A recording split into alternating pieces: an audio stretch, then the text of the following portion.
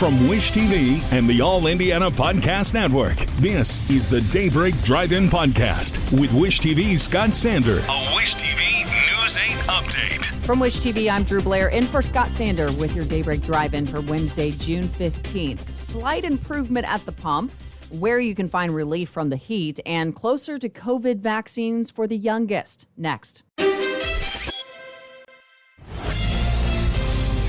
It's another day for excessive heat across Indiana. IDEM declares a statewide air quality action day for the second day in a row. Breathing may be difficult for children, the senior population, and anyone with a heart condition because of high ozone levels. The state asked people to drive less, avoid putting gas in cars until after 7 this evening, and conserve energy at home. Indianapolis leaders are reminding everyone of a fun way to beat the heat: splash pads. City leaders say 17 splash pads and 10 family centers are open for free. 6 Indy Parks pools are also open. Those include Bethel, Frederick Douglass, Garfield, Perry, Thatcher, and Willard Parks. A lifeguard shortage has kept the others closed. Several cooling centers across the state will reopen this morning. We've made it easy to find the closest one to you.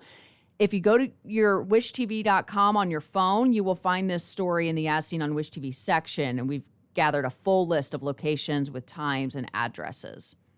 Power crews are still working to turn on the lights for thousands of people in Fort Wayne after a derecho swept through Monday night. The National Weather Service says it broke the city's high wind record with 98-mile-per-hour winds. Indiana Michigan Power says the storm broke or damaged more than 145 poles, 20 transformers, and downed 350 individual spans of wires. The company said late last night that nearly 26,000 people were without power, and in this heat. It says more than 900 line workers, experts, and crews from out of state will work together today to restore power. IMPD says a child likely drowned at an apartment complex pool. Officers responded to Abney Lake Apartments near 38th and Guyan yesterday afternoon after the child was pulled from the pool. Medics took the child to a nearby hospital. They later died. Police have not released any other information about what happened. Gas prices are slowly dropping across Indiana. According to Gas Buddy, the state's average price is $5.20 per gallon. That's down a penny from yesterday and almost 4 cents from last week. Indiana still stands as the 9th most expensive state in the country. High gas prices are forcing firefighters to find creative ways to save money while responding to calls. The fire chief in Bargersville says his department alone burns up to 100 gallons of diesel every day. Other firefighters across the state say they're facing the same situation. Crews in Bargersville are moving some training to virtual sessions, and they're asked to combine what could be multiple trips like supply runs into fewer outings. The department will not cut emergency services.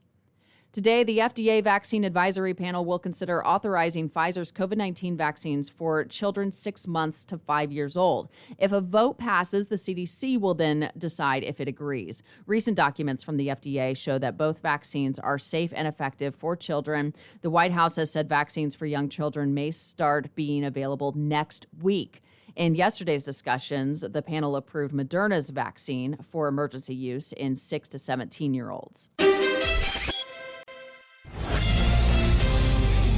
It could feel like it's over 100 degrees again today. Actual high temperatures will reach the mid-90s. Storm Track 8 says a cold front is on its way to bring some relief from the excessive heat and humidity Friday and into part of the weekend.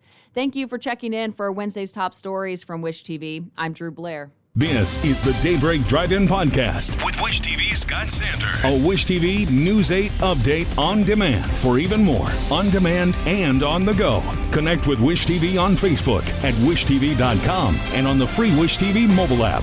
Thank you for listening. And be sure to like, subscribe, and follow this podcast for updates every weekday morning on the All Indiana Podcast Network and wherever you get your podcast.